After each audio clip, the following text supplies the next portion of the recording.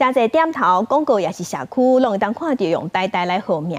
最近嘛有建案用呆呆号名，即嘛是互呆呆要求爱摕掉，因为因讲这是侵害学校的商标权。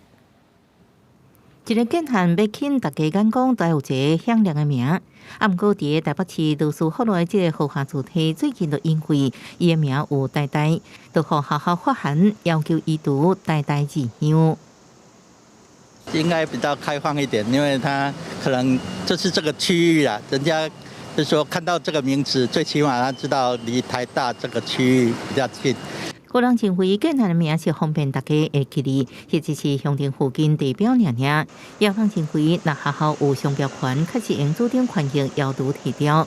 以北台湾来看，不止台北市，伫新北、宜兰、桃园甲新竹，拢看到呆呆两个字相关的建案。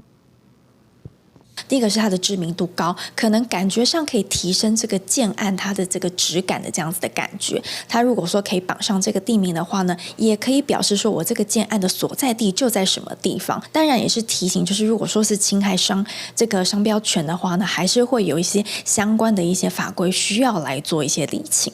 除了名校地标以外，还有一寡会用同音的字，互建案的名更较好记。这种做法已经有真侪年，所以较少发生因为名字被检举的情形。啊，不过也确实会显示商标权的重要性。